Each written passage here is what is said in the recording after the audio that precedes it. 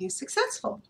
And yesterday I talked about, and I talked for a really long time, about the price of success. There is always a price to pay. You can really have anything that you want in life if you're willing to pay the price for it. And I think that women really, I mean, it's right up in our faces. If we want a great career, when we're young, we may pay the price by not being able to have kids when we're older. If we have kids when we're young, and it's just a simple fact of life that women are the ones that are the caretakers. I have yet to meet a couple where the woman wasn't. So if she has kids young, she has a little bit of a harder time, or maybe a whole lot of a harder time jump-starting her career. And some careers actually become impossible for her to break into, because women really are judged by our youth and beauty. And I have been very, very blessed to have wonderful genetics. And so hopefully nobody actually knows how old I am, unless you know me personally. Maybe not even then. So, but you know, once a woman turns 30, there are some jobs she's not going to be able to be a model. She's not going to be able to break into modeling or acting once she's really out of her mid-20s. That's just a fact of life. That's just the way it is. I think it's ridiculous, but that is the way it is. So the price that I pay as a woman, I paid a price for having my kids when I was younger. And that price is that now that I'm a little bit older, I now get to get my career really going. The wonderful thing about that to me is I've got that part of my life done with, and my career doesn't, it's not based on my looks like, say, modeling or acting is. And fortunately, I still have most of them. So let's see, I'm going to flip over here to Facebook and go to my page so I can share this to my personal page.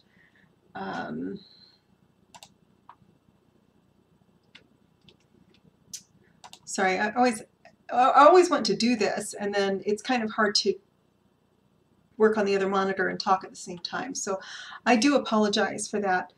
There it is. So, I mean, that's just a fact of life. Men, by contrast, and this is not a judgment, by the way, it is just the way it is. And that may get me into some hot water, but I don't really care. Men have always been the breadwinners. So they are more wired for going out and being able to leave the kids and being able to leave their wife and to go out and chase the mammoth down and club it to death and bring home the meat, right? Women, when you hear about the gender pay gap, one of the reasons for that is that women choose lower paid careers because they're not as demanding. Because we are aware that we are in charge of our offspring. So, I said, this is not in any way, shape, form, or fashion any sort of a judgment, but it's simply a recognition of the fact that, ladies, if you want to have children, you may have to give up part of your career. If you want a high-powered career, you may have to give up some closeness with your children. That's just the way it is, and it's kind of sad but true. And I worry about actually saying this after that engineer was fired from Google for basically saying what I just said, which is that men and women are entirely different critters. So, you know, so women, I think, are a little bit more in tune with the idea of there is a price to be paid for success. And that price could be, like I said, it could be having your family earlier or later. It could be not being able to spend as much time with your family as you would like. It could be one of the biggest prices that I see being paid for success is watching all of your friends go out and do things while you yourself are at home studying or working, or, you know, working 2 or 3 jobs, or, you know, whatnot. I am one. I have never ever wanted to be a trophy wife. I just read a little interesting piece And I don't remember where it was from. I want to say it was from, I don't remember what it's from. And I read it and I thought, I agree with like all of this except that she said she didn't want to be a stay-at-home mom. And I said, well, I agree with everything that she said, that she wanted to have her own money, that she wanted to be a success for herself, that she wanted to never have to depend on a man to bail her out, so to speak, to take care of her. And she was going through these points, and then she mentioned, and I don't want to be a trophy wife like these stay-at-home women. And I thought, well, you know, if you're a stay-at-home mom of little kids, let me tell you, lady, you are not a trophy wife. That is the hardest job I've ever had. But, you know, as a stay-at-home woman today, where my kids are almost grown, if I was staying at home and not working, that would be a trophy wife. And I have,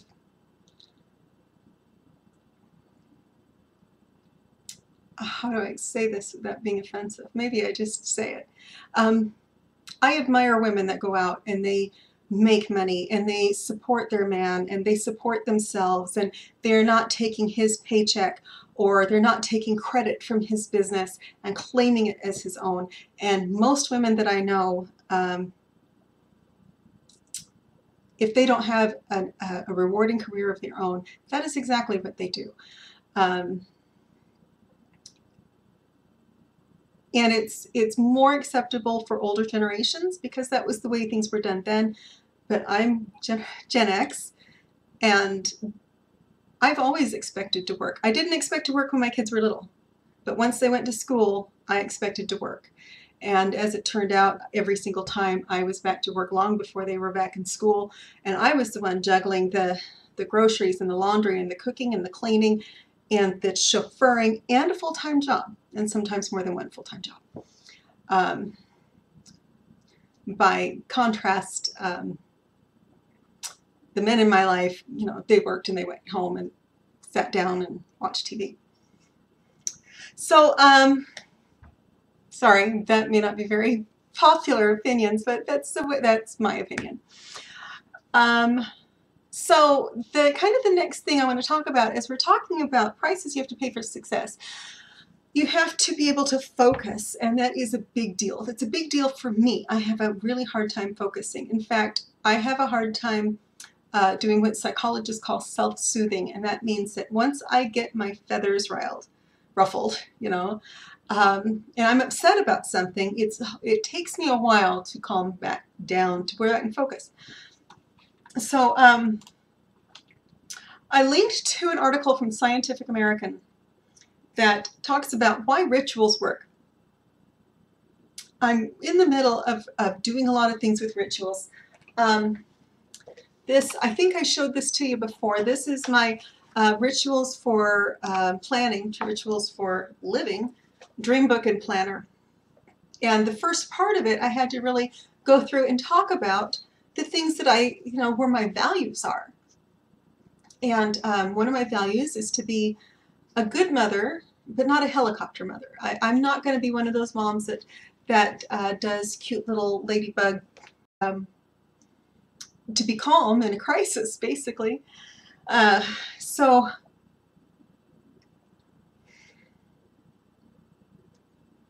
I have a hard time taking care of myself.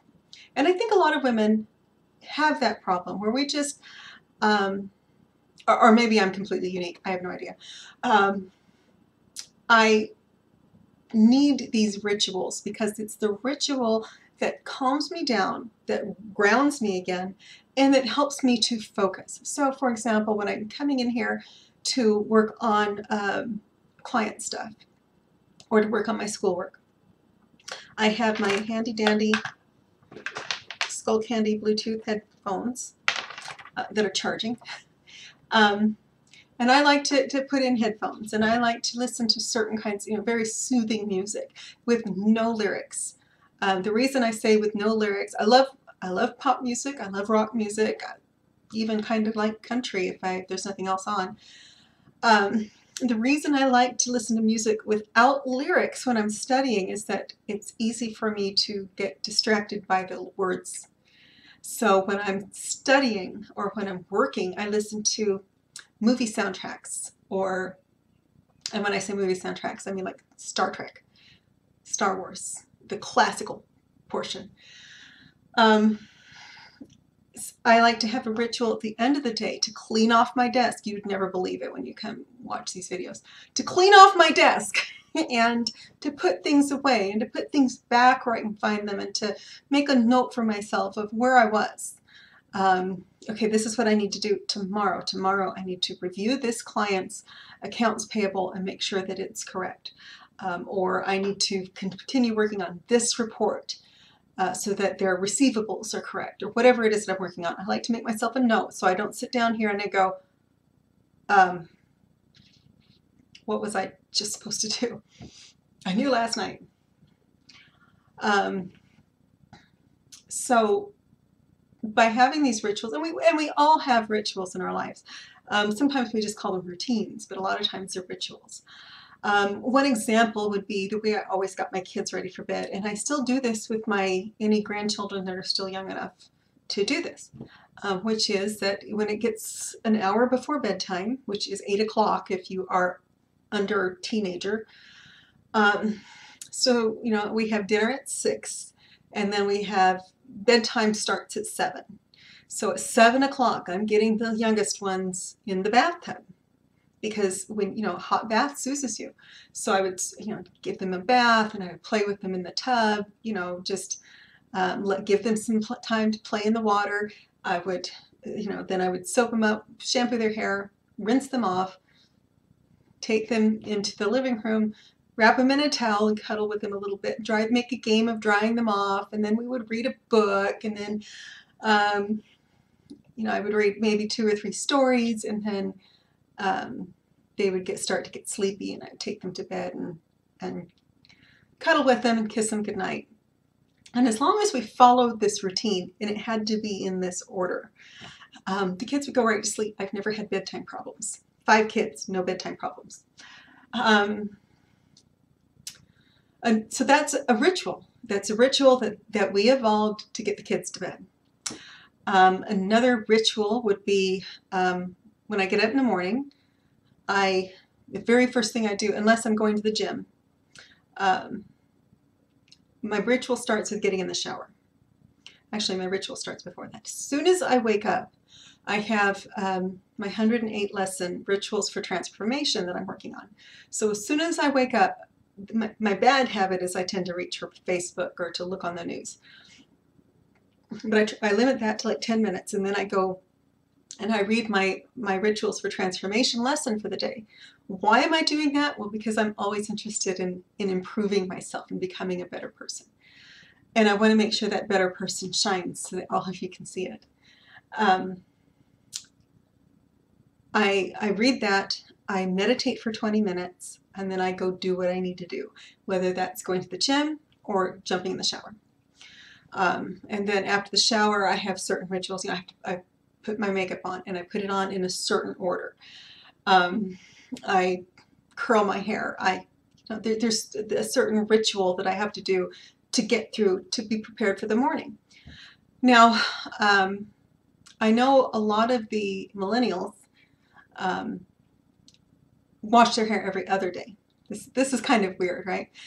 They wash their hair every other day. I know a lot of people that only wash their hair every other day, or maybe even as little as once a week. I have found that if I don't wash my hair every day, I don't feel like I've taken a shower, so that's part of my ritual. And unless I've washed my hair, I don't feel like I'm ready for the day. Don't ask me why. So as you create these rituals to get you into the mindset for work, and it can be just a simple thing. It could be lighting a candle if you like candles. It could be sitting down at your desk and just taking a deep breath. It could be something that you do that just tells your body and your mind that it's time to work. I think it's even more important when you work from home. When you work outside of the home, when you have to, get up and get out and drive your car and go to an office, that is itself a ritual that tells you it's time to go to work. But when your commute is down the stairs, I think this is part of why, I feel like I have to take a shower, wash my hair, and really fully get ready for the day, is because I've worked from home for 12 years. And let me tell you, it's been work. So I have to actually get dressed all the way to shoes. I mean, I'm wearing pants right now, real pants. I mean, real pants. I'm even wearing shoes. And the reason for that is that once I put my shoes on, whether they're sneakers or they're heels, I like to wear my jewelry, is because it tells my body,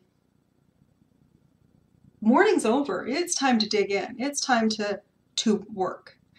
My preferred uniform, even if I'm working from home, my preferred uniform to get me into the work mindset is actually heels and hose.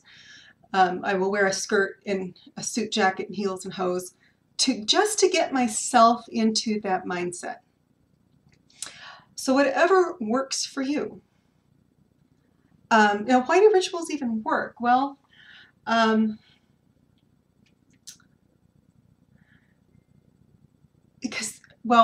we do rituals because they work.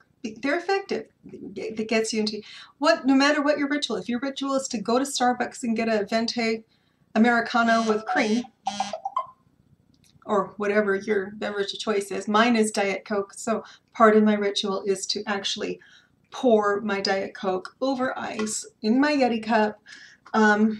This is actually the Walmart version for a quarter of the price. And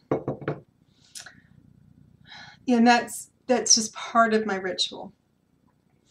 And if you look at very successful people, they all have their little rituals, whether it's a rabbit's foot. Michael Jordan wore his North Carolina shorts under his uniform every game. You have hockey players that don't wash their jerseys the whole season.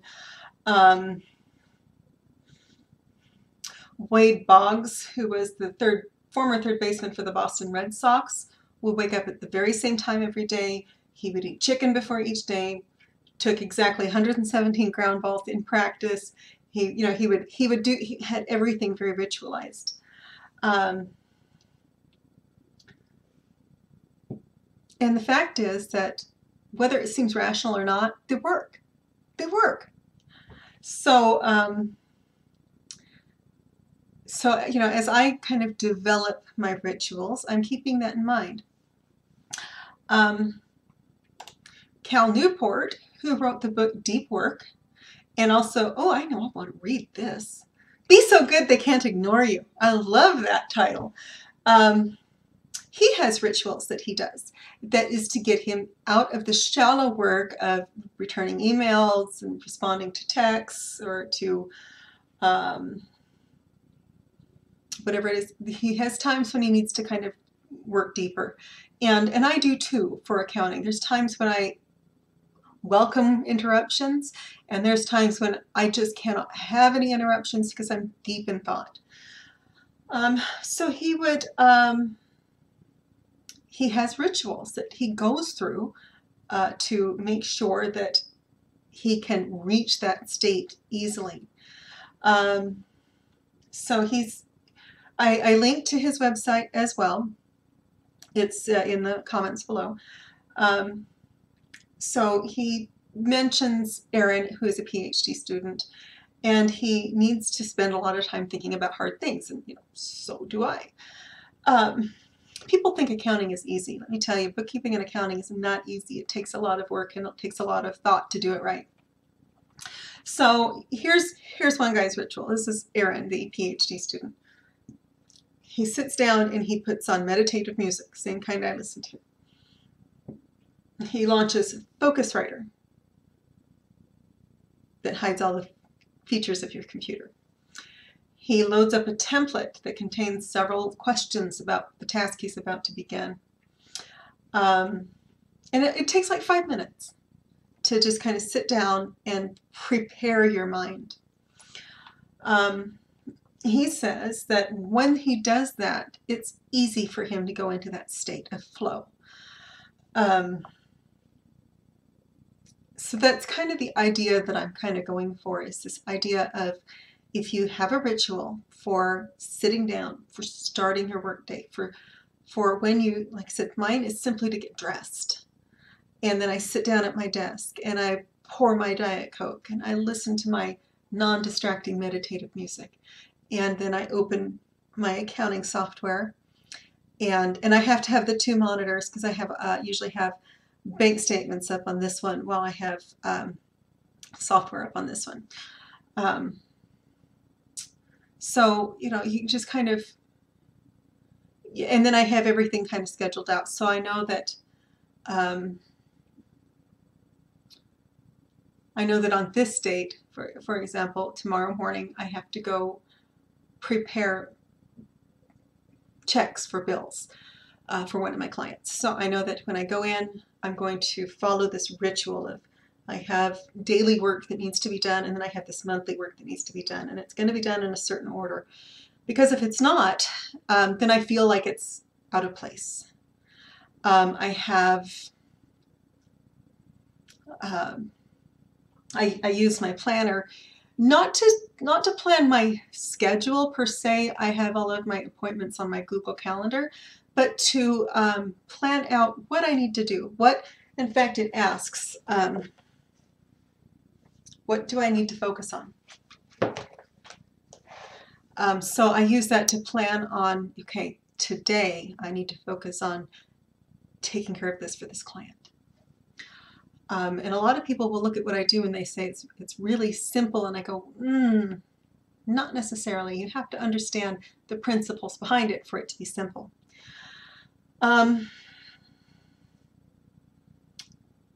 What these rituals do is it just gets you into the mindset that you need to be into to really delve deep. So I am going to leave you with that. Actually, filming these is part of my evening ritual. I enjoy doing it, and sometimes it helps me just kind of process what I'm thinking. So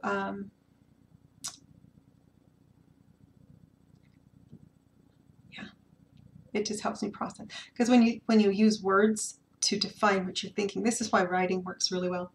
When you use words to define what you're thinking, that's why we tell our kids use your words. It helps you define it. It helps you go from being, oh, I'm just so incredibly overwhelmed, to, okay, I have to describe that now into a word. And maybe the word is, I don't like to be micromanaged. Or maybe the word is, I don't like, I